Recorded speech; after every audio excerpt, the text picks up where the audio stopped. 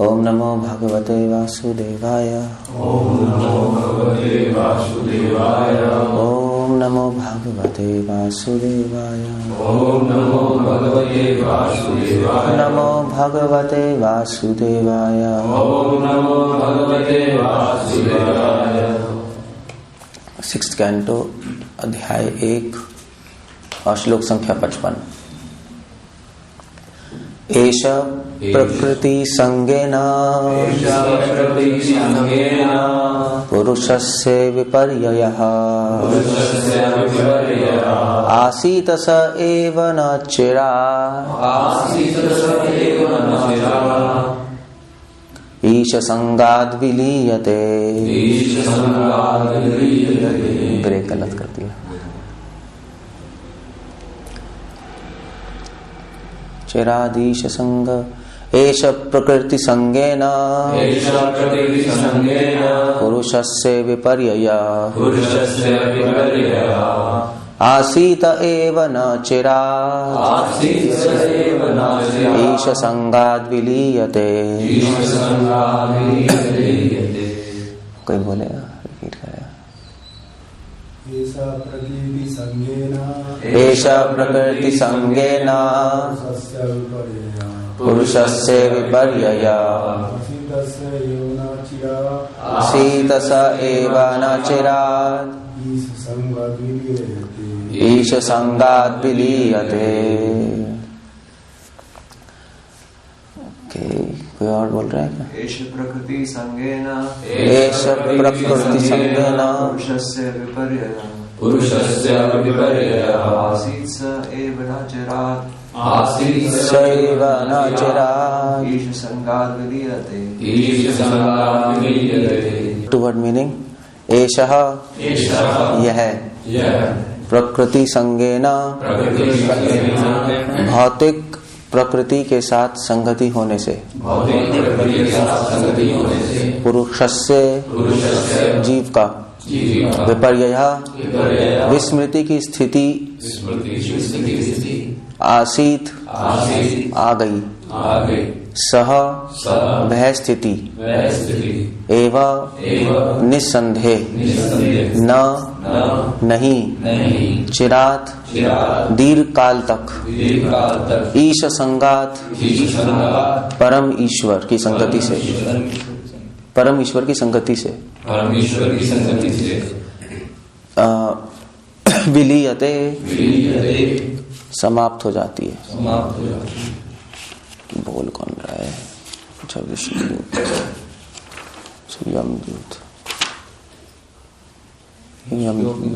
यमदूत बोल रहे हैं। ठीक है। क्योंकि भगवान की संगति भौतिक प्रकृति से रहती है, अतः वह बड़ी विषम स्थिति में होता है। किंतु यदि उसे मनुष्य जीवन में शिक्षा दी जाए कि किस तरह पूर्ण पुरुषोत्तम भगवान या उनके भक्त की संगति की जाए, तो स्थिति पर काबू पाया जा सकता है। Actually, this beautiful verse. मैं थोड़ा पीछे जा रहा हूं। ये श्लोक एक्चुअली उपाख्यान अजामिल के जीवन में आ रहा है, 6ठा स्कंद। तो जामिल मतलब मरी है, और विष्णुदूत और यमदूत में लड़ाइयां हो रही हैं, डिबेट हो रही है बेसिकली।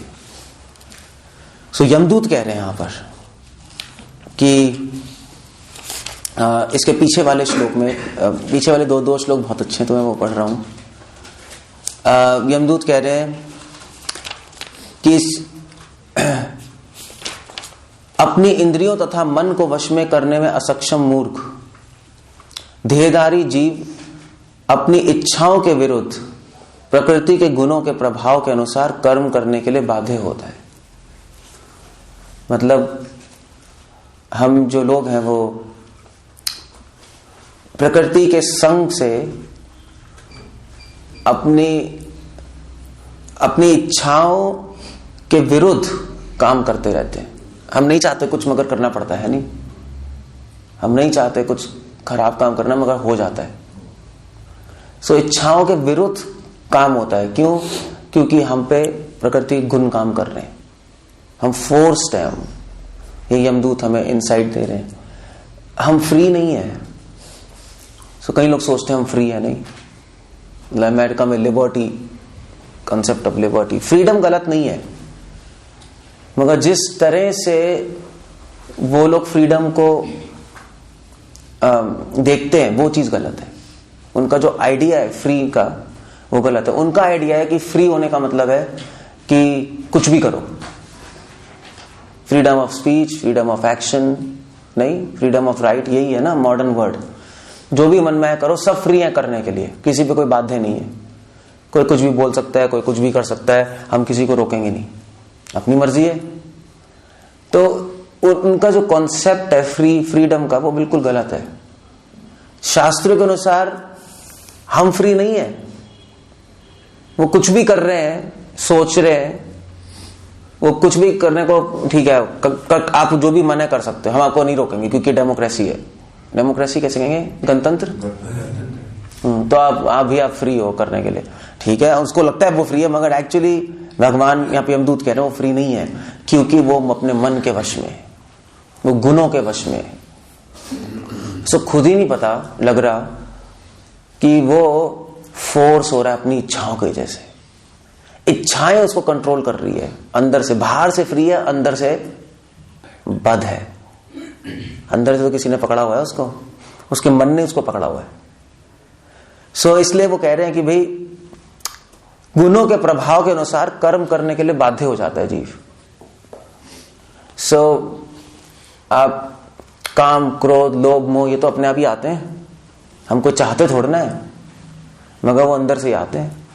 कोई नहीं चाहता कि हमारे में गलत इच्छाएं आएंगी, कोई नहीं चाहता हमारे में क्रोध है, मगर आएगा। आप रोकने की कोशिश करोगे फिर भी आ जाएगा। कोई नहीं आता कि हम द्वेषी बने, फिर भी आएगा। कहां से आ रहा है? बाहर से आ रहा है, अंदर से आ रहा है?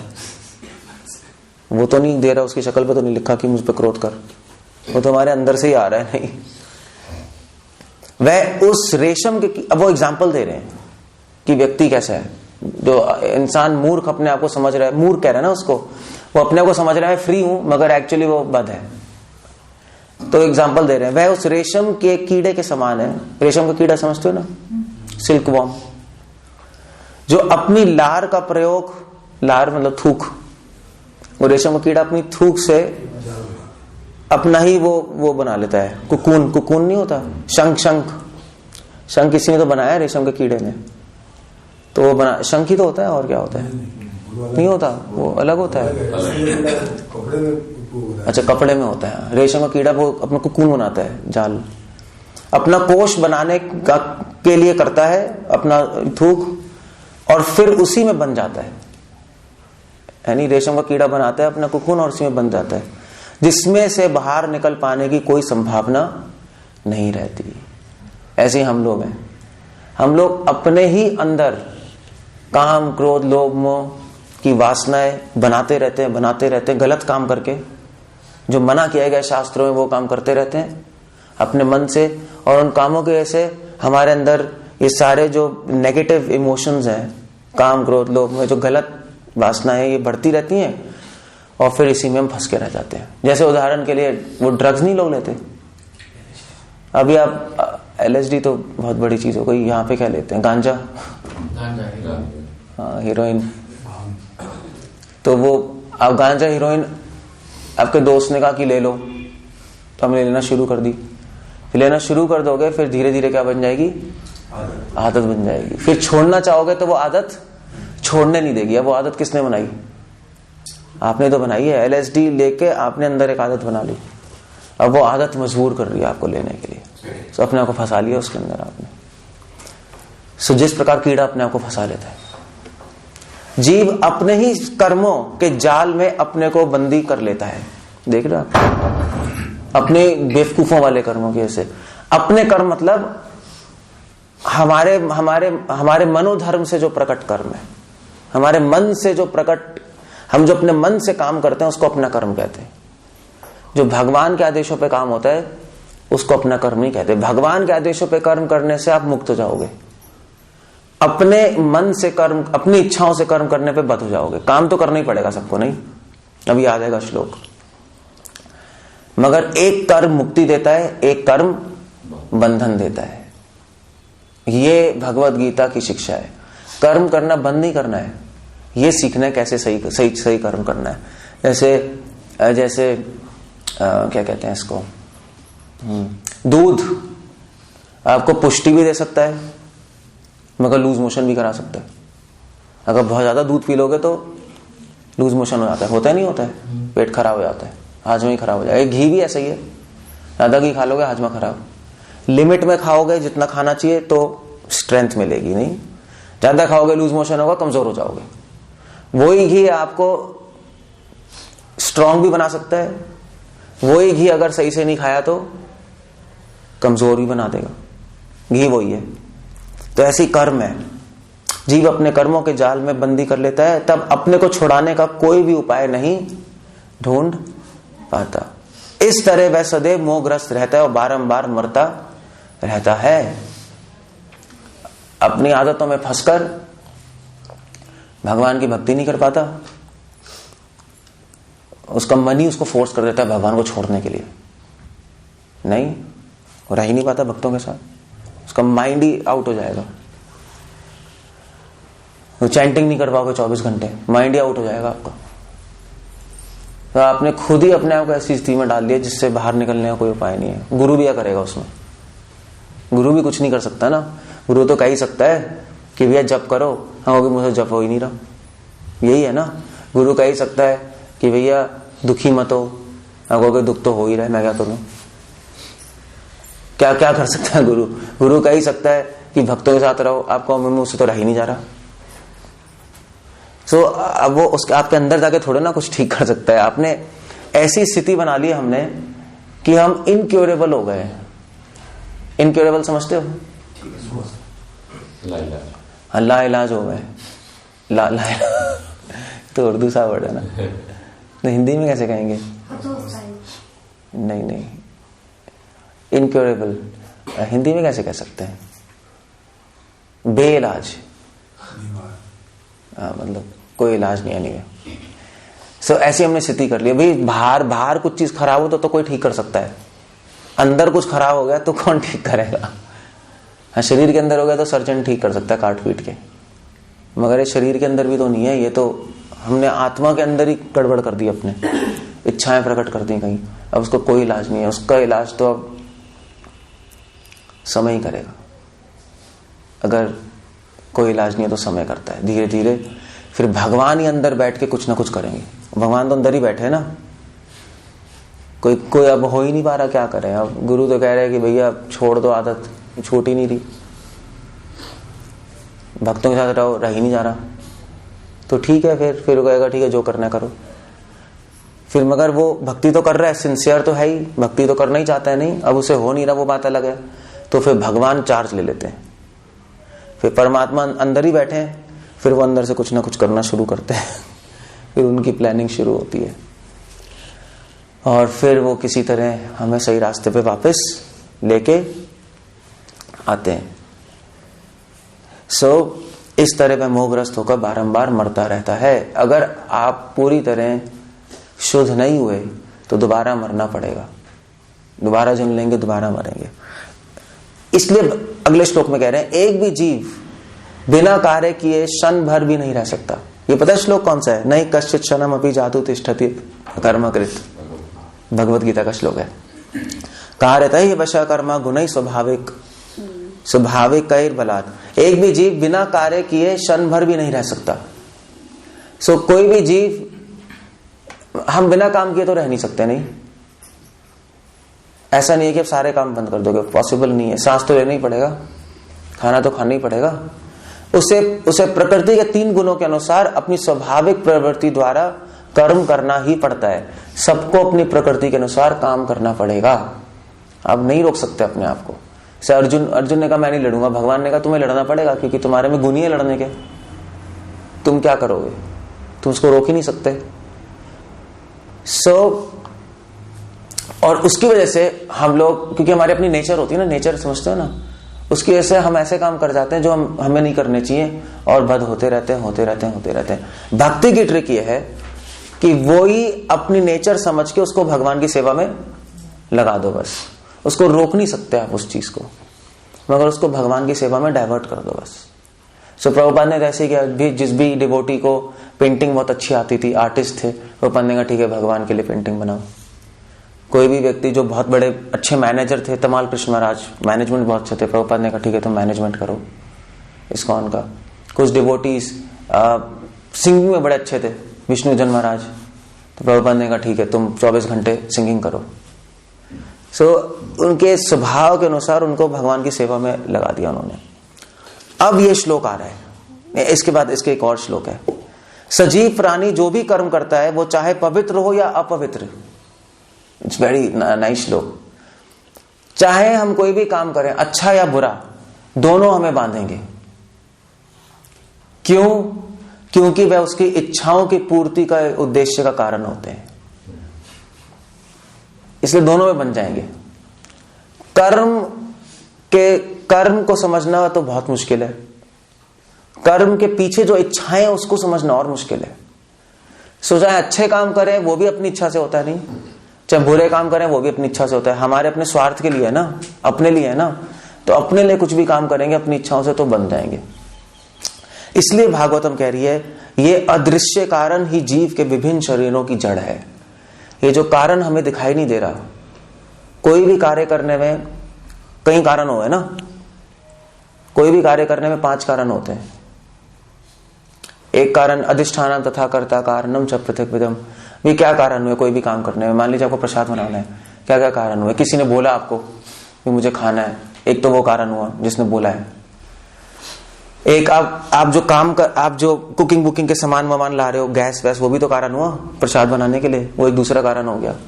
अधिष्ठानम तथा कर्ता कारणम। और फिर आपकी अपनी इच्छा हुई बनाने की, आपको बोलेंगे अगर नहीं बनाना चाहते तो क्या कर लोगे? आप खुद भी कारण हो गए उस काम को करने के लिए। और फिर परमात्मा कारण होगा, जब आपकी इच्छा हुई तो परमात्मा ने आपको शक्ति दे दी, चलो भी बना लो। सो कोई भी काम करने के लिए हम भी कारण है, हमारी इच्छाएं कारण है। और हमारी इच्छाएं, वो जो हमारी इच्छाएं सबसे इंपॉर्टेंट है इस क्रिया में, सारी क्रियाओं में, क्योंकि भगवान हमारी इच्छाएं देख रहे हैं। भाई क्यों कर रहे हो तुम, क्यों कर रहे हो? सो किसी भी कारण में यही क्वेश्चन पूछा जाएगा आपसे। आप कोई भी काम करोगे ना तो भगवान ये देखेंगे क्यों कर रहे हैं। भाई आपने इतना बड़ा प्रोग्राम किया, ठीक है, और किसी डिवोटी ने मंदिर में सिर्फ झाड़ू लगाई। अब ऐसा हो सकता है कि किसी ने बहुत बड़ा प्रोग्राम किया, उसको कम फल मिले, जिसने झाड़ू लगाई उसको ज्यादा फल मिल जाए। क्यों? ऐसा क्यों होगा? क्योंकि भगवान तो एक ही क्वेश्चन पूछेंगे दोनों से कि क्यों किया है। ये नहीं पूछेंगे क्या किया है। क्या तो मतलब क्या पूछने वाली बात ही नहीं है, क्योंकि आप पंडाल चाहे इतना बड़ा लगा दो, चाहे इतना बड़ा लगा दो, भगवान की दृष्टि में तो छोटा ही है। भगवान की दृष्टि में तो पंडाल भी छोटा है, झाड़ू भी छोटी है। नहीं, ऐसी होता है, नहीं होता है। अगर आप यहाँ डाल्टनगंज में घूमोगे या दिल्ली में जाओगे तो कुछ बड़ी बड़ी बिल्डिंग होती हैं, बहुत बड़ी बड़ी बिल्डिंग नहीं होती, कुछ छोटे छोटे घर भी होते हैं। तो जमीन पे खड़े होकर देखोगे वो इतनी बड़ी बिल्डिंग, इतना छोटा है। फ्लेयर में जाओगे तो सभी माचिस की डिब्बी नजर आएंगी, वो कुछ फर्क नहीं पता लगेगा कौन सा बड़ा है कौन सा छोटा है, नहीं दिखाई देगा। सो भगवान की दृष्टि में जो बहुत ऊपर है, बड़े काम छोटे काम सब एक ही हैं, बस फर्क ये है क्यों किया है। अगर किसी ने बहुत बड़ा बड़ा काम किया है, मगर क्यों किया है? ये क्यों किया है? क्योंकि पूजा लाभ प्रतिष्ठा के लिए। और किसी ने केवल झाड़ू मारी है, क्यों किया है? भगवान आपको खुश करने के लिए। किसको ज्यादा कृपा मिलेगी? झाड़ू मारने वाले। देख रहे हो आप? सो कभी भी आपको भक्ति में आगे बढ़ना है तो अपने से मत पूछो क्या किया, ये पूछो क्यों किया है।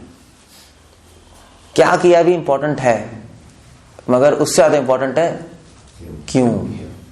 अगर आपने इस पे ध्यान नहीं दिया तो फंस जाओगे, तो फिर आप करते रहोगे पूरे जीवन, बट फिर भी नहीं होगा।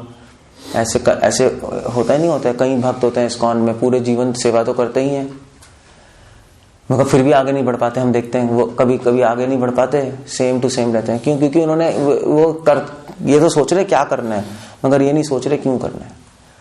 सो क्या करना है भक्ति में, उसके लिए ज्यादा दिमाग नहीं लगाना पड़ता। नहीं, वो वैष्णव बोल देंगे कर लोगे, मगर हाँ फिर भी थोड़ा तो दिमाग चाहिए, क्योंकि अगर आपको सोचना है क्या करना है तो भी क्या कर सकते हैं हम भक्तों के लिए, उसके लिए थोड़ा दिमाग तो चाहिए, तो उसके लिए क्रिएटिविटी चाहिए, दिमाग चाहिए,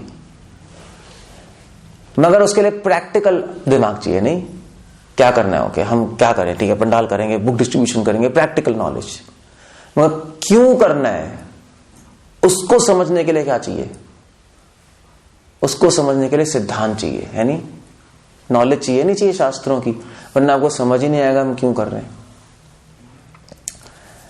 कभी कभी माया कंफ्यूज कर देती है, माया भी तो बैठी है, अगर सिद्धांत क्लियर नहीं होगा तो कंफ्यूज हो जाओगे आप कहोगे मैं तो भगवान के लिए कर रहा हूं, मगर एक्चुअली भगवान के लिए आधा भगवान के लिए हो रहा है, आधा अपने लिए हो रहा है। इसलिए सिद्धांत की जरूरत है क्यों करने के लिए, इसलिए हम भागवतम पढ़ रहे हैं, नहीं। जीव अपनी उत्कट इच्छा के कारण किसी विशेष परिवार में जन्म लेता है और ऐसे शरीर प्राप्त करता है जो या तो उसकी या उसके पिता माता जैसा होती है। शक्ल तो यहाँ पे जेनेटिक्स तो नहीं कह रहे क्या, यथा योनि यथा बीजम हो सकता है, नहीं बीजम वैसे आयुर्वेद में बीजम को जेनेटिक्स बोला गया, जीन्स, बीज जीन्स। स्थूल या तथा सूक्ष्म शरीर उसकी इच्छा के अनुसार उत्पन्न होते हैं, अपनी इच्छा के अनुसार एक शरीर ले लेते हैं। अब ये श्लोक आ रहा है, हम इस श्लोक पे बात करेंगे। तो यमदूत कह रहे हैं एषा प्रकृति संगेन, तो कह रहे हैं कि यह प्रकृति का संग, प्रकृति का संग मतलब हम करोड़ों जन्मों से प्रकृति का संग कर रहे हैं, पुरुष मतलब भगवान का संग नहीं कर रहे।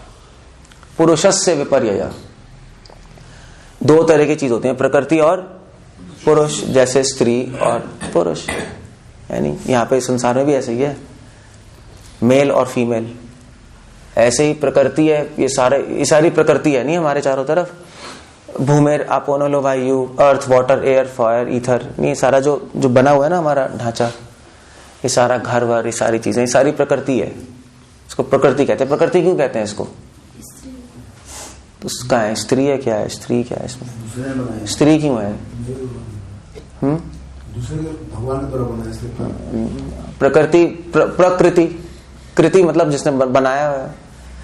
जैसे पेंटिंग प्रकृति है, कृति है, कृति समझते हो, किसी का वर्क है, किसी का आर्ट है। जिस पेंटर क्या बन गया, पुरुष जिसने बनाया है, समझ गए ना। सो इस संसार को प्रकृति कहते हैं, इस शरीर को प्रकृति कहते हैं, क्योंकि इसको किसी ने बनाया है, किसी की कृति है, कोई क्रिएटर है, नहीं कोई पेंटर है इसका, इसलिए इसको प्रकृति कहते हैं। प्रकृष्टेना कृति, कृति मतलब काम, समझ रहे हो। कृति मतलब कृति क्या तुम्हारी, तुमने क्या काम किया। प्रकृति मतलब विशेष काम, प्र मतलब प्रकृष्ट, स्पेशल, बहुत अच्छी पेंटिंग है ये संसार, इस पेंटिंग को कोई कंपीट नहीं कर सकता, नहीं बहुत सुंदर है क्रिएशन, तो भगवान ने बनाया इसलिए इसको प्रकृति कहते हैं। और इसको स्त्री भी कहते हैं, प्रकृति को हम स्त्री भी कहते हैं। स्त्री क्यों कहते हैं,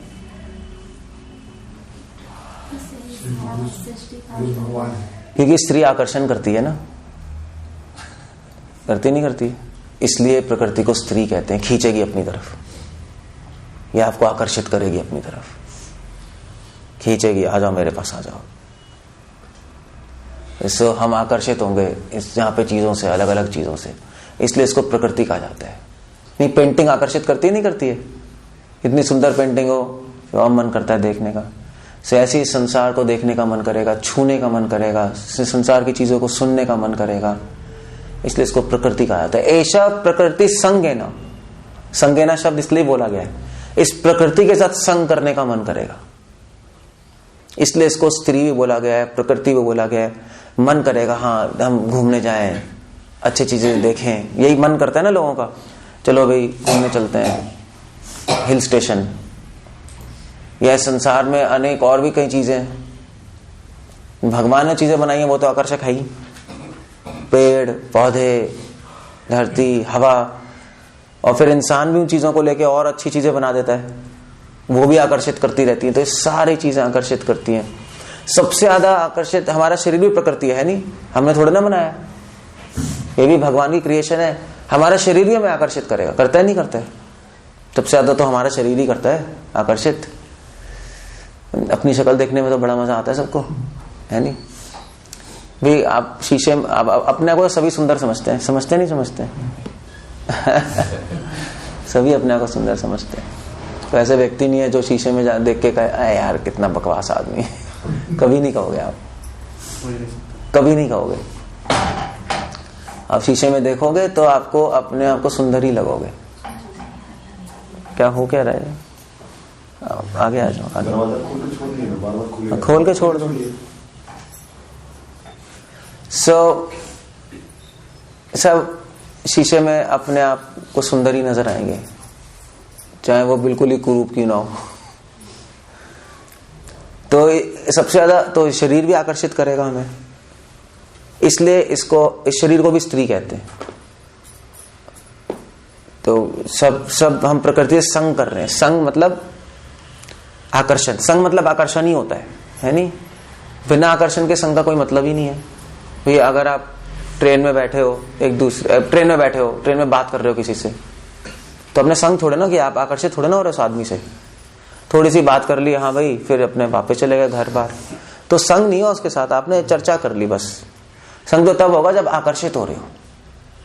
तो इसलिए ऐसा प्रकृति संग है ना, इस संसार में हर व्यक्ति प्रकृति से संग कर रहा है, हर व्यक्ति संसार से आकर्षित हो रहा है।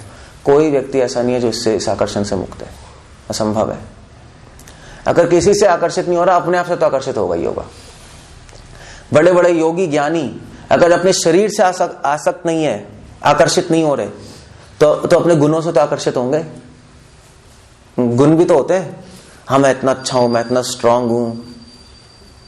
योगी सोचेगा मैं इतना सेल्फ कंट्रोल्ड हूं, मेरे को अपनी इंद्रियों पे पूरा कंट्रोल है, वो अपनी उससे आकर्षित हो रहा है। कुछ ना कुछ आकर्षण चलता रहता है। प्रॉब्लम ये है, शंकराचार्य कह रहे हैं कि इस संसार में हर व्यक्ति हर चीज से आकर्षित होता है, मगर मैंने एक भी व्यक्ति नहीं देखा जो भगवान से आकर्षित होता है। पुरुषस्य विपर्यया, इस प्रकृति से तो आकर्षित हो रहे हैं, मगर भगवान से कौन हो रहा है? पुरुषस्य, पुरुष मतलब भगवान, विपर्यया मतलब उल्टा। भगवान से आकर्षित होने की बजाय हम संसार से आकर्षित हो रहे हैं। ये प्रॉब्लम है हमारे में। और ऐसा क्यों हो रहा है? क्वेश्चन ऐसा हो ही क्यों रहा है? क्यों हो रहा है? वेल, अभी हमने बताया क्यों हो रहा है। इच्छाओं की वजह से, अपनी इच्छाओं की वजह से हम इस संसार की तरफ आकर्षित हो रहे हैं। इस संसार की तरफ आकर्षित होने के कारण हम खुद हैं। हमने खुद ने ऐसी स्थिति में डाल दिया अपने आप को। सो जैसे फॉर एग्जांपल एक डिवोटी थे, पता है, एक डिवोटी, इसको बंद करना, एक डिवोटी वहां पे गए थे, क्या कहते हैं, उनके गुरु ने उनको अफ्रीका भेज दिया था प्रीचिंग करने। अफ्रीका तो पता है ना, अफ्रीका में काले लोग होते हैं सारे। तो मतलब ही वॉज अ ब्रह्मचारी, तो उनको भेज दिया। तो फिर उन्होंने कहा चलो अच्छा है, मैं अफ्रीका जा रहा हूँ प्रीचिंग करने, वहां तो मैं ब्रह्मचारी रह सकता हूँ, वहां मेरी शादी नहीं होगी, सब काले और काली औरतें, उनसे थोड़ा ना आकर्षित होऊंगा मैं। मतलब अफ्रीका के लोग बहुत ज्यादा काले होते हैं, मतलब जेट ब्लैक, मतलब ऐसे ऐसे ऐसे होंगे, मतलब बिल्कुल ही काले, बिल्कुल ही काले, मतलब अंधेरे और उसमें कोई फर्क नहीं नजर आएगा। It's a different kind of people. So उन्होंने कहा ये ठीक है, वहां पे क्या आकर्षित होंगे, तो अच्छा है। तो वहां पे गया, 2 साल बाद वो इंडिया आया वापस, उसकी वाइफ अफ्रीकन थी। शादी हो गई उसकी। मतलब जिस चीज से वो सोच रहा था कभी आकर्षण नहीं होगा, उसी से रहते रहते उसके साथ साथ आकर्षण हो गया। सो इस संसार का संग करते करते करते करते आकर्षण अपने आप हो भी जाता है, हो भी जाता है आकर्षण। इसीलिए शास्त्रों में लिखा है कि प्रकृति का संग बहुत ध्यान से करना चाहिए। You have to be careful. साधुओं का संग करो, साधुओं का संग करो, साधुओं से आकर्षण हो जाएगा। भगवान के साथ संग करो, भगवान से आकर्षण हो जाएगा। भगवान को छोड़ के किसी का संग करोगे, उससे आकर्षण हो जाएगा, क्योंकि आत्मा का स्वभाव है आकर्षित होना। ये शास्त्र कह रहे हैं। आत्मा जैसे मन का स्वभाव क्या है? सोचना नहीं, सोचता रहता ना मन, कभी कुछ कभी कुछ कभी कुछ कभी कुछ। बच्चे का स्वभाव क्या है? बदमाशी करना। ऐसे आत्मा का स्वभाव है आकर्षित होना। चुंबक का स्वभाव क्या है? आकर्षित करना, आत्मा को स्वभाव आकर्षित होना, आकर्षित होती है। किसी भी चीज के साथ रहेगी वो ज्यादा टाइम तक उसको आकर्षण होने लगेगा 100%। कई लोग पता है अफ्रीका में कई लोग हैं जो कि स्टूल खाते हैं, टॉयलेट खाते हैं, पता है? तो उसको बोलते हैं कॉर्पोफेजी। उनको बड़ा मजा आता है टॉयलेट खाने में। कहोगे नहीं ऐसा तो कभी नहीं हो सकता। मगर अगर आप भी खाना शुरू कर दो ना तो आपको भी मजा आने लगेगा। हो जाएगा। हम सोचते हैं ऐसा नहीं होगा, मगर हो जाएगा। हंसने वाली बात है, मगर हम कर भी वही रहे हैं अभी। भगवान जब हमें देख रहे हैं तो यही सोच रहे हैं कि संसार जो टॉयलेट है ये क्या इसकी तरफ आकर्षित हो रहा है। भगवान की दृष्टि से तो भगवान ये सोच रहे हैं क्या है ये संसार, क्या है? टॉयलेट ही तो है। और के शरीर क्या है? विष्टा ही तो है, पूरा गंदी तो है। हम शरीर की तरफ आकर्षित हो रहे हैं। सो भगवान की दृष्टि में तो हम वही काम कर रहे हैं जो अभी आपको मैंने एग्जांपल दिया। मतलब ऐसी स्थिति में पहुंच गए जिससे आकर्षित नहीं होना चाहिए उससे आकर्षित हो रहे हैं। इसलिए आत्मा का स्वभाव जो है आकर्षित होना, उसको हमें समझना है। और जो वो समझ जाएगा तो वो संग बहुत ध्यान से करेगा। प्रकृति संगेन, संग बहुत ध्यान से करेगा, क्योंकि संग पे ही सब कुछ निर्भर है। इसलिए शास्त्र में कहा साधु संग सर्व शास्त्र का। आप साधु में रहो, शुरू में अच्छा नहीं लगेगा आपको, मगर रहते रहो, भागो मत तुमसे दूर। मन कहेगा छोड़ दो, मुझसे नहीं रहा जा रहा साधु के साथ, नहीं भैया नहीं रह सकता, बेवकूफ हो आप। क्योंकि अगर आप छोड़ दोगे साधु संग, छोड़ के जहां जाओगे वहां तो संग होगा ही बिना साधुओं के, वहां आकर्षण बढ़ जाएगा आपका। और एक बार अगर प्रकृति का आकर्षण हो गया तो उससे छूटने वाले नहीं है, संभव ही नहीं है। एक बार किसी स्त्री ने आपको फंसा लिया, फिर नहीं छूट सकते आप। हम नहीं छूट सकते उससे, असंभव है, ये शास्त्र कह रहे हैं। इसलिए ये संसार भी स्त्री है, एक बार फंसा लिया फिर नहीं छूटेंगे। इसलिए बहुत ध्यान से, अगर आपका मन भी नहीं कर रहा साधु में रहने का, फिर भी पड़े रहो बस, क्योंकि पड़ा रहने से आकर्षण चालू हो जाएगा। समझे नहीं समझे? कई लोग होते हैं जिनको समझ नहीं आता लेक्चर शुरू में, है नहीं आता समझ, कुछ भी नहीं आता है। हमको भी नहीं आता था ना, मगर आपने क्या किया, आते रहे ना, समझ नहीं आ रहा फिर भी आते रहे, अब आने लगा। क्यों आने लगा? क्योंकि संग करते रहे ना, संग करते रहे तो जो संदेश है उससे आकर्षण होने लगा। हाँ ये कुछ अच्छा है। जब ऐसा लगने लगा कुछ अच्छा है तो फिर समझ भी आने लगा। आपको अच्छा है, फिर बुद्धि चलने लगी, अच्छा है तो मन सोचने लगा यार सोचो इसके बारे में, अच्छी चीज है कुछ। फिर मन ने सोचना, आत्मा ने सोचना शुरू कर दिया, समझ आने लगा, सिंपल। सो तरीका ये है। इसलिए शास्त्र कह रहे हैं कि वैष्णवों का संग कभी भी मत छोड़ो। ये यहां पे लिखा है आसीत स एव न। तो इसलिए वो कह रहे हैं कि अगर आसीत मतलब रहना, अगर भगवान के साथ रहोगे एव न, तो ऐसी स्थिति में कभी भी नहीं पड़ोगे, गलत आकर्षण में कभी नहीं पड़ोगे। भगवान और साधुओं के साथ पड़े रहोगे, मैं कह रहा हूं पड़े रहोगे, नहीं अभी तो पड़ा ही रहना पड़ेगा बुद्धि लगाकर कि भैया मुझे आकर्षण नहीं हो रहा, मुझे अच्छा नहीं लग रहा, मुझे तो अपने घर में अच्छा लग रहा है। फिर भी बुद्धि कहेगी नहीं यहीं पे रहो, कोई प्रॉब्लम नहीं है। क्योंकि एक बार इच्छाएं पैदा हो गई तो हटाओगे कैसे उसको?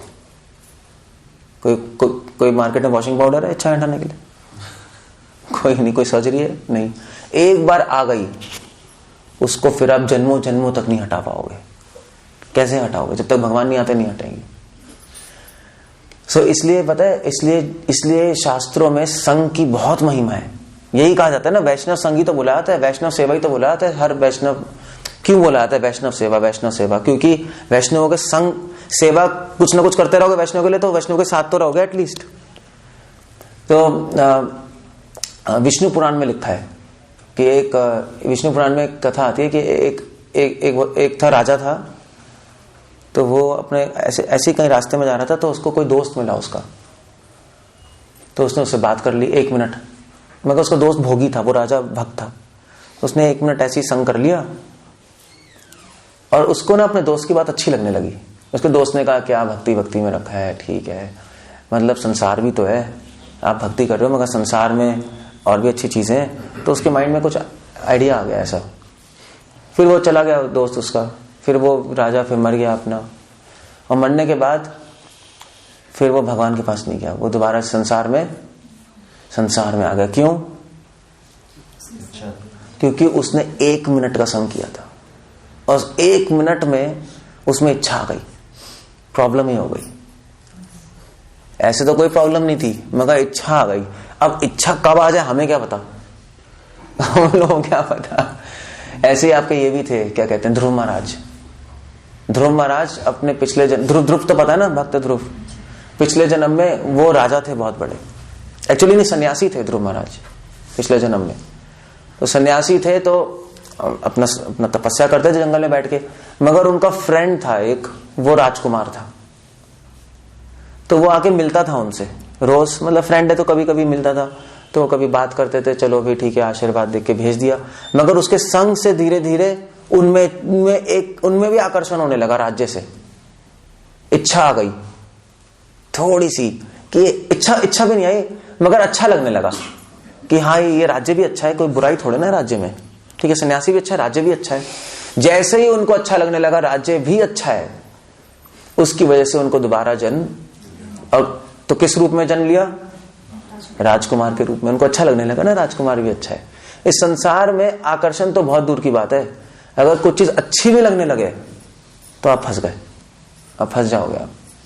ये जो आपका अभी जो आपका वो है ना, आपको दलाई लामा पता है ना सबको।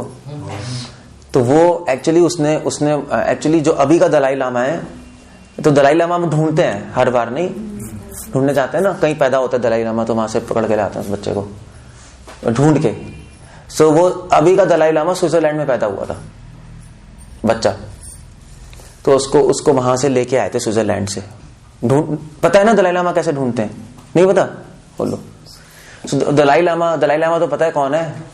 सब्जी नहीं है सॉरी, दलाई लामा व्यक्ति है कुछ।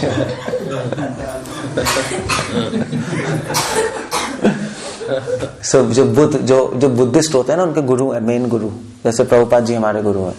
तो दलाई लामा क्या होते हैं, हर बार जब वो मरते हैं तो दोबारा जन्म लेते हैं। उनका ऐसा होता है, सेम दलाई लामा दोबारा जन्म लेते हैं कहीं संसार में, अपने भक्तों को शिक्षा देने के लिए। तो वापस जहां भी जाना होता है, मुक्ति में नहीं जाते, वापस जन्म लेते रहते हैं। तो जब अभी जैसे पिछला दलाई लामा मर गया तो कहीं संसार में जन्म लेगा, फिर उसको ढूंढने जाते हैं लोग और फिर ढूंढते हैं उसको। तो जहां पे भी जन्म लेता है तो वहां पे कुछ चिन्ह होते हैं, कोई पेड़ होता है, जहां पे जन्म लेगा वहां पे कुछ पेड़ होगा, फिर कुछ उसके अपने चिन्ह होंगे शरीर पे। तो उससे पता लगाते हैं हाँ ये वही दलाई लामा जिसने दोबारा जन्म लिया है, उसको लेके आके फिर उसके बाद दोबारा से अपना हेड बनाते हैं। समझे नहीं समझे? तो नहीं, वो इच्छा लेके मरता है कि मुझे अपने जो भक्त हैं उनको मुझे शिक्षा देनी है, तो इसलिए दोबारा जन्म लेता है उनके कल्याण के लिए। सो मगर ये वाला तो दलाई लामा पैदा हुआ है, ये स्विट्जरलैंड में पैदा हुआ था।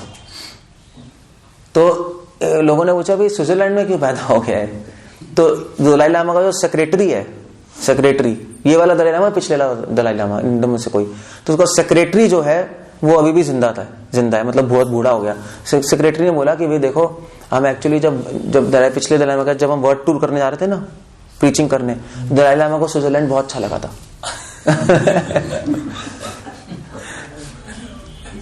तो वहीं पैदा हो गया वो। प्रकृति संगेना, बहुत डेंजरस है प्रकृति का संग करना। इसलिए इस संसार में कुछ भी अच्छा लगेगा, थोड़ा सा भी अच्छा लगेगा, आप वापस आ जाओगे वहीं। इसलिए कुछ भी अच्छा नहीं, इसलिए सारे आचार्य कह रहे हैं कि प्रकृति से घृणा होनी चाहिए। हमें कोई अच्छा नहीं लगता, यहां पर कुछ भी अच्छा नहीं लगता। हमें केवल एक ही चीज अच्छी लगती है, कौन?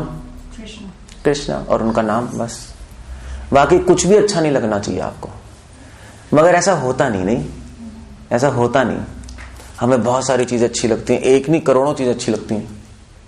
हमें खुद अपने को अपने अच्छे लगते हैं हम लोग। सो क्या करें? इसलिए कह रहे हैं कि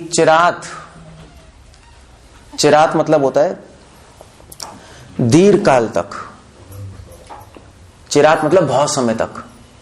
इसलिए क्या करना है आपको? सॉल्यूशन क्या है कि हमें संसार अच्छा ना लगे, इच्छाएं ना आ जाए, आकर्षण ना हो जाए उससे।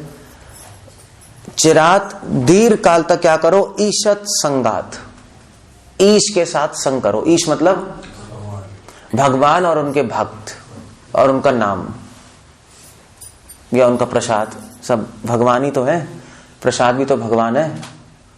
तो भगवान का संग करो। भगवान का संग करना मतलब या तो भगवान के साथ संग करो या उनके भक्तों के साथ, उनके भक्तों के हृदय में भी तो भगवान है, या प्रसाद या नाम या मंदिर, ये सारी चीजें संग करते रहो।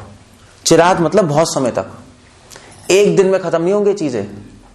आज सोचोगे अभी मंदिर है, हमारा आकर्षण खत्म नहीं हो रहा, क्यों नहीं हो रहा? या मंदिर है, हम नाम ले रहे हैं, फिर अभी भी हमारा माइंड डिस्टर्ब हो रहा है। ठीक है, अभी ज्यादा टाइम थोड़े ना हुआ है, टाइम लगता है हर चीज में। नहीं, प्रभुपाद कह रहे थे कि अगर पंखा चल रहा है, बटन बंद करोगे तो पंखा थोड़े टाइम बाद बंद होगा, है नहीं? बटन तो बंद कर दिया मगर पंखा फिर भी घूमता रहता है स्पीड से, फिर थोड़े टाइम बाद ऑफ होता है। उसी प्रकार जब भगवान का संग करते हैं तो आकर्षण थोड़े टाइम के लिए बना रहता है, फिर धीरे धीरे धीरे ईशात संग विलीयते, विलीयते मतलब विलीन हो जाना। वो आकर्षण, वो अच्छा लगना धीरे धीरे खत्म हो जाएगा संसार को, और भगवान अच्छे लगने लगेंगे। वो आकर्षण संसार से हटके भगवान में चला जाएगा। फिर आपको संसार की जरूरत नहीं लगेगी, फिर भगवान की जरूरत लगने लगेगी। जैसे अभी लगता है ना कि हाय, अब हम अपने माता पिता के बिना कैसे जिएंगे, या अपने हस्बैंड के बिना कैसे जिएंगे, या बच्चों के बिना, उनकी जरूरत लगती है ना अपने अंदर, जरूरत लगती है नहीं? उनके बिना क्या होगा मेरा, कैसे जीऊंगा मैं, खाली नहीं जी सकता। ऐसे ही भगवान के साथ होने लगेगा कि भगवान के बिना मैं कैसे जीऊंगा, नहीं जी सकता। जीवन खाली लगने लगेगा। जब भगवान से आकर्षण होगा तो जीवन खाली लगने लगेगा, भगवान के बिना क्या होगा। और फिर भगवान को प्राप्त करने की इच्छा आ जाएगी, है नहीं? अगर उनके बिना जीवन खाली लगने लगेगा तो इच्छा नहीं आएगी जो कि भगवान को कैसे प्राप्त करूं, फिर भगवान मिल जाएंगे बस। सो इसके लिए टाइम लगता है। चिरात, अचिरम चिरात, समय लगता है, थोड़ा थोड़ा समय देना पड़ेगा। 1 साल, 2 साल, 3 साल, 4 साल, 5 साल, 6 साल, 10 साल, 15 साल, फिर उसके बाद चीजें शुरू होती हैं। मगर ऐसा नहीं है कि 15 साल बाद ही चीजें शुरू होंगी, अभी से चीजें शुरू हो चुकी हैं। नहीं, अभी भी भक्ति शुरू करते ही लोगों को फिर भी फील तो होता ही है कि संसार से आकर्षण कम हो गया, भगवान से आकर्षण हो रहा है। भगवान अच्छे तो लगने लगते हैं, नहीं? शुरू में भी अच्छे लगने लगते हैं, शुरू में भी आनंद आता है। नहीं, कोई भी भक्ति में आता है आनंद तो आता ही है। जैसे प्रसाद अच्छा लगने लगता है लोगों के, दूसरे लोगों का हाथ का बना नहीं। हाँ, नहीं अच्छा लगता ना, भगवान का नाम अच्छा लगने लगता है, उसमें जप करने का अच्छा लगता है। सो शुरू में भी अच्छा लगता है मगर इतना परिपक्व नहीं होती भक्ति। सो धीरे धीरे करते करते करते करते करते करते करते करते फिर भगवान से आकर्षण होने लगेगा। सो थोड़ा थोड़ा उत्साह, तो भगवान उत्साह देते हैं हर एक भक्त को, भक्ति में आते उत्साह दे देते हैं। किस रूप में? आनंद के रूप में, थोड़ा अच्छा लगने के रूप में। मगर उत्साह के बाद फिर थोड़ा धैर्य भी चाहिए होता है, क्योंकि उसको बढ़ाने के लिए टाइम चाहिए। और वो धैर्य इसलिए भक्तों का संग होता है कि भी भक्तों का संग करते रहो, भक्त आपको धैर्य देते रहेंगे। नहीं, चलते रहो, कोई प्रॉब्लम नहीं है। वही देखो हमारे साथ भी हुआ है इतने सालों बाद, तुम्हारे साथ भी हो जाएगा, कौन सी बड़ी बात है उसमें, कौन सी बड़ी बात है। सो आसीत एव न चिरात ईश संगात विलीयते, बहुत सुंदर श्लोक है। इसलिए इस श्लोक का निष्कर्ष यह है कि प्रकृति का संग छोड़ के भगवान और उनके भक्तों का संग लेते रहो। चाहे मन भी नहीं कर रहा तब भी अपनी बुद्धि इस्तेमाल करके बैठ जाओ। अगर बुद्धि भ्रष्ट हो गई तो कुछ नहीं कर सकते। अगर बुद्धि भ्रष्ट हो गई, सब बुद्धि भ्रष्ट हो गई तो क्या होगा? फिर तो कोई समझाएगा तब भी खुद ही समझा नहीं सकते अपने आप को, दूसरा क्या समझाएगा? नहीं, फिर तो चाहे भगवान भी आजा समझाने तब भी नहीं समझेंगे हम, फिर नहीं हो सकता। इसलिए बुद्धि को भ्रष्ट नहीं होने देना चाहिए। और बुद्धि को बचाने के लिए क्या करना है? बुद्धि से तो हम रोकेंगे अपने आप को, चाहे अच्छा भी नहीं लग रहा हो। बुद्धि को बचाने के लिए हमें क्लास करनी पड़ती है। तभी तो कहते हैं बार बार पढ़ो। पढ़ने से बुद्धि लाइन पे आ जाती है नहीं? सुनने से बुद्धि लाइन पे आ जाती है। बुद्धि हर चीज सोच रही होगी, लेक्चर सुनते हैं, हाँ यार अब ठीक है, डोज मिलती है ना, डोज। तो इसलिए रोज सुनना बहुत जरूरी है, या रोज पढ़ना बहुत जरूरी। नहीं पढ़ोगे बुद्धि भ्रष्ट हो जाएगी। बुद्धि भ्रष्ट हो गई तो दुनिया की कोई ताकत आपकी मदद नहीं कर सकता, क्योंकि बुद्धि से अभी हम यहाँ पे बैठे हुए है नहीं। बुद्धि से ही अभी नींद आ रही है आपको, बुद्धि से तो लड़ रहे हो, सोऊंगा नहीं नींद तो आ ही रही है। थके हुए हो सब, नींद तो आएगी, मगर आपने बुद्धि से रोका हुआ है ना अपने आप को। अंदर से फोर्स आ रहा है मगर बुद्धि से रोक रहे हो। अगर बुद्धि भ्रष्ट हो गई, यार लेक्चर बेकार है, छोड़ो, सुनना ही नहीं, तो एक सेकंड में नींद आ जाएगी, फिर नहीं रोक पाओगे आप। वो तो इसलिए रोक पा रहे हो कि बुद्धि से आपको पता है कि नहीं, हरी कथा हो रही है, सुनना चाहिए, फिर सुनने को नहीं मिलेगा, है नहीं। सो बुद्धि मत भ्रष्ट होने दो, उसके लिए श्रवणम है। इसलिए प्रभुपाद की किताबें बार बार सुनते हैं तो अपने आप को रोक सकते हैं। इसलिए भगवान ने बुद्धि दी है, क्योंकि आकर्षण इतना स्ट्रांग है संसार प्रकृति की तरफ कि आप वैसे रोक नहीं पाओगे। तो भगवान ने हमें गिफ्ट दे दिया, चलो बुद्धि ले लो। बुद्धि से तुम रोक सकते हो इस चीज को। बुद्धि नहीं है तुम्हारे पास तो किसी से ले लो, भक्तों के पास जाकर उनसे बुद्धि ले लो, या बुद्धिमान लोगों के साथ रहो जो तुम्हें अच्छी तरह गाइड कर पाए। अगर तुम्हें बुद्धि नहीं है उनके साथ रह लो। बस तरीका ये है भक्ति करने का, और सिंपल। हरे कृष्णा। श्रील प्रभुपाद की जय। हाँ प्रभु जी, आप जैसे बोले कि मतलब भक्तों का संग करो, भक्तों का, तो भक्त का भी तो प्रभु जी कैटेगरी होना चाहिए ना, मतलब अच्छे भक्त। हाँ, अच्छे भक्त और बुरे भक्त भी होते हैं, मगर बुरे भक्त कौन है? बुरे भक्त वो हैं जो जिनका लक्ष्य भगवान नहीं है, वो बुरे भक्त है। जिनका लक्ष्य भक्ति की आड़ में धन, जन, सुंदरी, पूजा, लाभ, प्रतिष्ठा है, वो बुरे भक्त है। बहुत आजकल मतलब इस तरह का भक्त, नकली भक्त है। मगर वो हर भक्त जिसका लक्ष्य कृष्ण है, वो बुरे भक्त नहीं है। हो सकता है उसके आदतें अच्छी ना हो, मगर उसका लक्ष्य ठीक है तो वो अच्छा भक्त है। समझे, दोनों में फर्क है ना। तो हम भक्त को उसकी आदतों से नहीं नापते कि हाँ ये भक्त को बोलना नहीं आता, ये भक्त तो सोता रहता है, ये भक्त तो मतलब ऐसे चिल्लाता रहता है। उससे मत देखो भक्त को। भक्त को जानने के लिए क्या देखना पड़ेगा उसके अंदर? उसका लक्ष्य। अगर उसका लक्ष्य भगवान ही है, चाहे आदतें खराब है चाहे कुछ भी खराब है, धीरे धीरे वो शुद्ध हो जाएगा, क्योंकि लक्ष्य भगवान है ना। भगवान उसको शुद्ध कर देंगे। इसलिए कृष्ण कह रहे हैं अपि चेत सुदुराचारो भजते माम अनन्य भाग। भगवान कह रहे हैं अगर मेरे भक्त में कोई अवगुण भी है तब भी उसको मैं साधु मानूंगा। क्यों? क्योंकि अनन्य भाग, क्योंकि उसका लक्ष्य मैं हूं। तो वो तो पता ही लग जाता है नहीं क्या लक्ष्य है, वो तो एक सेकंड में पता लग जाता है। ये पैसे के लिए बैठा है, पूजा लाभ प्रतिष्ठा के लिए, भगवान के लिए। सो इसलिए खराब भक्त और अच्छे भक्त, खराब भक्त बनना बहुत मुश्किल है, पता है, इतना आसान नहीं है। उसके लिए आपको बहुत ज्यादा, क्या कहते हैं उसको, चंट नहीं समझते? चंट पता है यहाँ पे शब्द होता है चंट। बहुत चलाक होना पड़ता है। तो जो कलयुग में कोई चलाक है ही नहीं, सब मंद बुद्धि है। बुरे भक्त जनरली नहीं होते, सब अच्छे ही होते हैं। मतलब यहाँ पे जो रूम में बैठे हैं, कोई पूजा लाभ प्रतिष्ठा के लिए, पैसे के लिए थोड़ा ना है। चोर की ताड़ी में दिन का वो समझ आ गया, वो समझ आ गया। तो मोस्टली जो भक्त है, जो यहाँ पे जनरली जो आते हैं लोग, इस्कॉन में जो आते हैं जनरली बुरे नहीं होते, क्योंकि इस्कॉन में पहले दिन ही बोल दिया जाता है विचार नियम है, no sex, no intoxication, meat eating नहीं, जुआ नहीं, और भगवान कृष्ण नहीं, बार बार बोलते ही रहते हैं।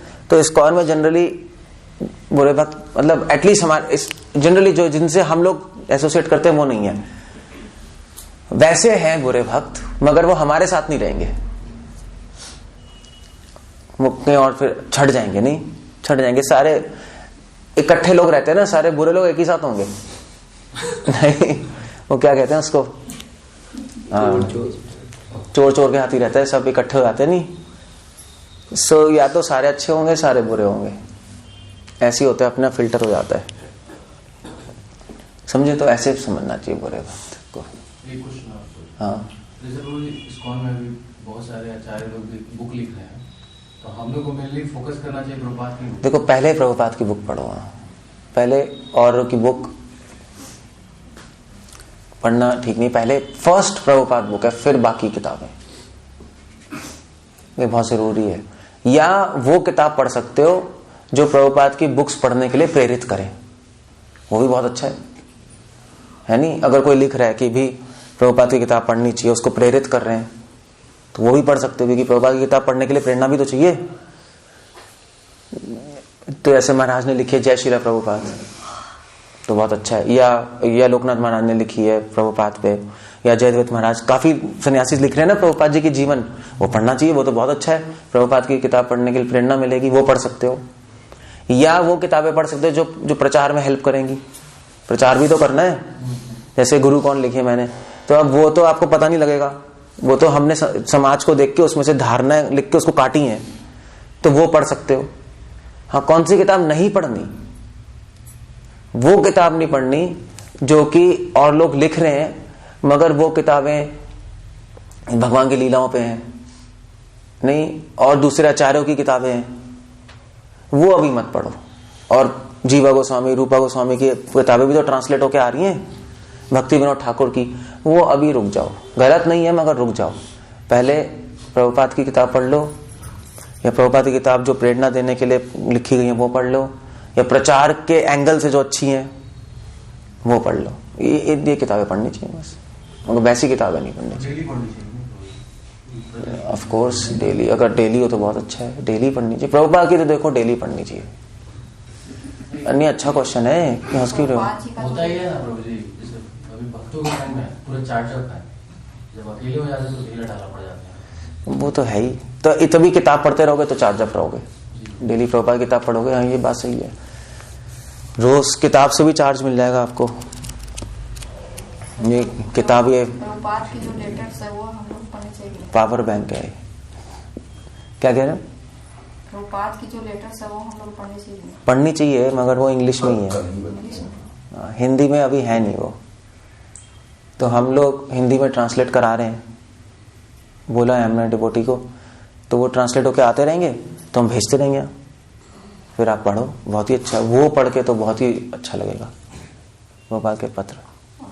जो बुक है चेतन मंगल, वो सब मत पढ़ो अभी, वही मैं बता रहा हूँ, जो प्रभुपाद ने जो किताबें लिखी हैं वो पढ़ो, और बाकी दो प्रचार की और प्रभुपाद की जो प्रेरणा पे बस, बाकी सभी छोड़ दो, क्योंकि हमने प्रभुपाद की किताबें नहीं पढ़ी तो फिर कुछ भी समझ नहीं आएगा, कंफ्यूज हो जाएंगे हम। वो गलत नहीं है, मगर अभी नहीं, पहले अपने आचार्य की तो सारी किताबें पढ़ लें। नहीं सही है ना, मतलब जिसने हमारे आचार्य की किताब नहीं पढ़ी हम और किताबें, तो वो सेंस नहीं बनती ज्यादा। आपने व्याख्या बताया कि इच्छाओं के बारे में, तो अगर आप जो कोई भी मनुष्य अपने बॉडी छोड़ने से पहले उसके जीवन में 1000 इच्छाएं आती है, तो मतलब 1000 बार मतलब कैसे उसको फिर एक ही समय में जन्म मिलेगा? जैसे मान लीजिए कि उसके पास 1000 इच्छाएं हैं यार, अब वो सॉफ्टवेयर भगवान के पास है, वो कर लेते हैं ऐसा सब कुछ हैंडल हो जाता है। It's complex, nobody can understand. भगवान गीता में कह रहे हैं कर्मणा घनोति, कोई नहीं समझ सकता कौन सी इच्छा कब कहाँ ले जाएगी, उसमें से कौन सी चूज होगी। Don't try to understand, you can't, इसलिए एक मिनट उनको पूछना था, क्या कह रहे हैं? बोल रहे हैं कि गंदी चीजें माइंड पर ज्यादा आकर्षित करती है। हाँ, उसको हटाने के लिए क्या किया जा सकता है? यही गंदे विचार हटाने के लिए अच्छे विचार लो। तो वो क्या चाहेंगे? हमारे साथ रह के वो तो कर ही रहे बस, और प्रभुपाद की किताबें पढ़ के चाह कर भी आदमी माइंड ज्यादा गलत चीज, वही बात है। सत्संगत्वम नहीं संगत्वम, सत्संग से गलत संग छूट जाता है, ऐसे ही है ना। इसी प्रकार अच्छे विचार से गलत विचार छूट जाते हैं। तो धीरे धीरे अपने मन में अच्छे विचार डालते रहो, डालते रहो, डालते रहो, गंदे विचार निकल जाएंगे। थोड़ा टाइम लगेगा, मगर ऐसा यही तरीका, और कोई तरीका नहीं है। नहीं, क्या कह रहे हैं? संग करने से, वैष्णव संग करने से, अच्छे भक्तों के साथ संग करने से क्या मेरे पूर्व जन्म में किया हुआ कार्य, गलत कार्य, अच्छा या इस जन्म में किया हुआ कार्य कट जाएगा? वेल, भक्ति करने से पाप तो कट ही जाते हैं। कालियानाथ को यही क्वेश्चन है, कालियानाथ को यही भगवान से प्रश्न किया था कि मेरे स्वभाव बदल दीजिए। हाँ, तो भक्ति करने से स्वभाव बदल जाता है। तो फिर तो स्वभाव बदल तो गया। अब यार लातों के भूत बातों से नहीं मानते, नहीं होती तो भगवान ने पीटा उसको, स्थान छोड़ने के लिए बोला, मगर वो भक्त बन गया था, भक्त बन गया था, तभी तो उसको नहीं मारा। भागवत पढ़ो। स्थान छोड़ने के लिए फिर भक्त बन गया। स्थान छोड़ने के लिए तो अब जहर तो है ही, जहर का क्या करोगे? उसको जहर थोड़ा निकालेंगे, सांप है वो, क्या करेंगे? सांप हो, तुम्हारे जहर से लोग मरे, तुम कहीं और आके आराम से रहो, तुम भक्त तो वहां रहो, यहाँ पे और भक्त रहेंगे, और क्या हो? इसलिए बोला था। उसको विदेश में ट्रांसफर कर दिया। सांप तो बहुत से यहाँ और भी सांप उसका जहर बहुत गंदा था, उसका जहर से पक्षी भी मर रहे थे आसमान में, बहुत प्रॉब्लम थी। तो भगवान ने कहा देखो वृंदावन में तो मेरे भक्त बन गए, मगर तुम वृंदावन में नहीं रहो, क्योंकि सब लोग मर रहे हैं, तुम्हारा जहर ही इतना क्या करेंगे, तो तुम चले जाओ अपना रेमुनक द्वीप, वहां पे भेज दिए। इसलिए क्या कह रहे हो सुंदर? क्या पूछ रहे थे? नहीं क्वेश्चन संग करने से क्या मेरा क्या हुआ अगले जन्म का या सब संग करने से पाप बाप सब कट जाते हैं, सब कुछ कट जाते हैं, स्वभाव ही बदल जाता है, सब कुछ बदल जाएगा। हम बदल तो गए नहीं, बदले नहीं हम लोग, खुद ही लगता है। नहीं, कभी कभी लगता है कि हम जैसे किसी भक्त से कंपेयर करते हैं अपने आप को, तो लगता है कि हम भी एफर्ट तो कर रहे हैं, लेकिन एक भक्त आगे बढ़ा जा रहा है, हम पीछे छूटे जा रहे हैं, तो ऐसा तो वो तो भाई अलग अलग स्पीड है, अलग अलग लोगों की। तो ये क्या इसमें वो तो भगवान नहीं, अगला या पिछला, मतलब अगला मतलब क्या होता है? पिछला, अच्छा समझ नहीं आ रहा। अच्छा पिछला, यहाँ पे अगला बोलते हैं। पिछला जन्म, हाँ पिछले जन्म के, अभी इसने पिछले जन्म में भक्ति की होगी कुछ ना कुछ, तो भगवान उसको ज्यादा मर्सी दे रहे हैं। हाँ, अगर हमने इसी जन्म में शुरू किया तो फिर टाइम लगेगा। सबकी स्पीड अलग अलग है, कुछ नहीं कह सकते किसी का, है नहीं? क्या कह रहे विकास? जिसमें आपने कहा कि प्रभुपाद ने जैसे तुम्हारे कृष्ण महाराज को मैनेजमेंट में लगाया और एक महाराज थे उनको मतलब सिंगिंग में लगाया, प्रभुपाद ने देख ली उनके अंदर क्वालिटी, बट हमें कैसे पता चलेगा कि मतलब हमारे लिए ये फील्ड बेस्ट है, मैनेजमेंट है या ब्राह्मण वृत्ति है हमारे लिए, या सिंगिंग है? वो तो वैष्णव बताएंगे। अच्छा। अगर वैष्णव नहीं बताएंगे तो समय के साथ परमात्मा ही बता देंगे, धीरे धीरे, टाइम लगेगा, जल्दी नहीं पता लगेगा। इसलिए जब नए भक्त होते हैं उनसे बोला जाता है सारी सेवाएं करो, बुक डिस्ट्रीब्यूशन भी करो, प्रसाद भी करो, सारी सेवाएं करनी चाहिए, फिर धीरे धीरे धीरे खुद पता लग जाएगा कि मेरा स्वभाव क्या है, और फिर खुद ही चूज हो जाएगा वहां पे। केवल ये भी कहा था कि आपको जैसे सिंगिंग नहीं आती है, लीडरशिप नहीं आती, आप करो। हाँ, अभी तो आ जाएगी, अभी सभी करो, आ जाएगा सब। अच्छा। मगर एक फील्ड में आप एक्सपर्ट बन जाओगे, धीरे धीरे परमात्मा बता देंगे कि भी तुम्हारे लिए ये फील्ड है, और फिर वहां पे चल जाओगे। उसके लिए मतलब टाइम लगेगा, उसके लिए टाइम लगेगा। आप जब करते रहोगे आपको पता लगेगा, हाँ भाई इसमें मुझे ज्यादा प्रॉपर लग रहा है, अच्छा वो पिकअप कर लोगे, मगर उसमें टाइम लगता है। मगर अगर करोगे नहीं सारी चीजें तो पता कैसे लगेगा? सारी चीजें तो करने के बाद शुरू में तो सारा ही होता है, स्कूल में तो ऐसे ही होता है, सारे सब्जेक्ट होते हैं ना 9th क्लास तक, फिर 9th के बाद चॉइस होती है, तभी तो चूज कर पाएगा, जब सारे सब्जेक्ट पढ़ेगा किसमें से चूज करूं, वरना कैसे करेगा? तो इसलिए 9th क्लास तक आप सब कुछ करो, बस हो जाएगा। उसके बाद जैसे आपने बोला कि हमें अपनी बुद्धि को भ्रष्ट नहीं होने देनी चाहिए, तो ये सभी की बुद्धि एक जैसी तो नहीं होती, वो बुद्धि का भी कोई बेस्ट है, जैसे हमारे अच्छे कर्म अच्छे जन्म का आधार बनता है, तो ये बुद्धि विचार का कोई बेस है या कोई आधार है जिससे अच्छे बुद्धि मतलब पिछले जन्मों से बुद्धि मिलती है, किसी को अच्छी मिलती है, किसी को कमजोर मिलती है, कर्म के अनुसार। हाँ, कर्म के अनुसार, कोई ज्यादा इंटेलिजेंट होते हैं, कोई कम इंटेलिजेंट होते हैं। नहीं, जन्म ऐश्वर्य श्रुति श्री भी, जन्म ऐश्वर्य एजुकेशन और वेल्थ, ये 4 चीज पिछले जन्मों के कर्मों से मिलती है। अच्छा कुल, कुल जहां पे पैदा हो गए, ऐश्वर्य मतलब प्रतिष्ठा, श्रुति मतलब बुद्धि, और श्री मतलब वेल्थ, धन। ये पिछले जन्मों के कर्मों की वजह से मिलती है 4 चीजें, भागवतम में लिखा है।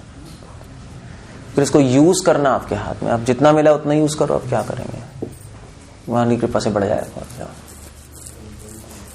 एक मिनट में क्या कह रहे हो भावेश?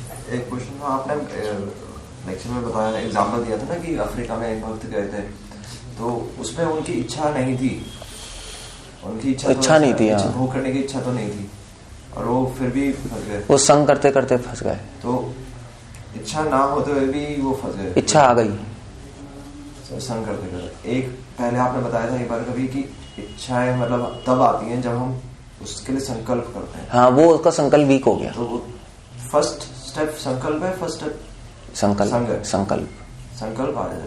मतलब अगर आप स्ट्रांग हो, आप संग भी कर रहे हो तब भी इच्छा नहीं आएगी, है नहीं?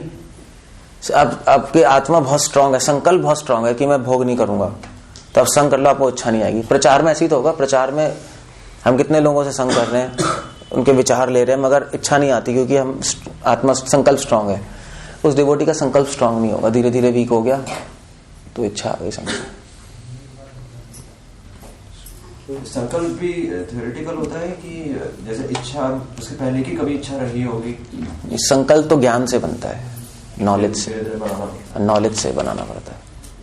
संकल्प तोड़ोगे तो कमजोर हो जाएगा, बनाए रखोगे तो और बढ़ जाएगा। मन में कभी इच्छा रही हो, वो बाद में मैनिफेस्ट कर जाती है? वो भी हो सकता है, बहुत कॉम्प्लेक्स है। हो सकता है पिछले जन्म में उसकी इच्छा है अफ्रीका जाना, पहुंच गया वहीं। तभी तो भगवान कह रहे हैं बहुत मुश्किल है इसको समझना। मतलब हमें चीजों से मतलब संग अगर प्रचार करें तब तो करना ही पड़ेगा। तो इसलिए संकल्प स्ट्रांग होना चाहिए। संकल्प होगा तो स्ट्रांग, तो कुछ नहीं होगा। उस संकल्प को बनाए न रखने के लिए भक्तों का संग है। That's the point, तो ये आप कह रहे थे कि इच्छाएं कंट्रोल करिए, ये कह रहे थे कि आप चाहो ना चाहो आपको प्रकृति के नियम कंट्रोल करें, तो मतलब क्या कंट्रोल कर रहे हैं?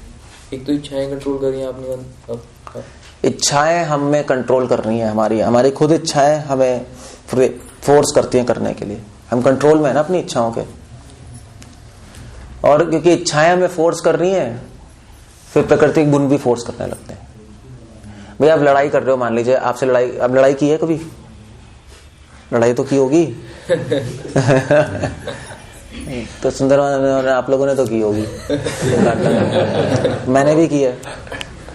सो अगर 4 लोग आ जाए ना आपसे लड़ने और आप भिड़ जाओ उनसे और आप पीटते रहो उनको, तो पिटेंगे। मगर अगर एक ने पकड़ लिया ना और आप कमजोर पड़ गए तो 3 और पकड़ लेंगे, फिर आप गए। एक बार कमजोर पड़ गए ना तो फिर एक ने पकड़ लिया तो फिर आप फंस गए, फिर पकड़ के पिट जाओगे, है नहीं?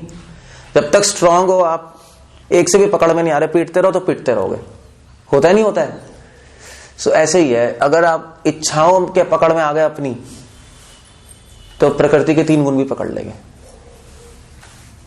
वो फंस गए। फिर आप 4 इच्छाएं, प्रकृति के 3 गुण, सब फिर पकड़े जाओगे। फिर धीरे धीरे और पकड़, माया भी पकड़ लेगी, गुण भी पकड़ लेंगे।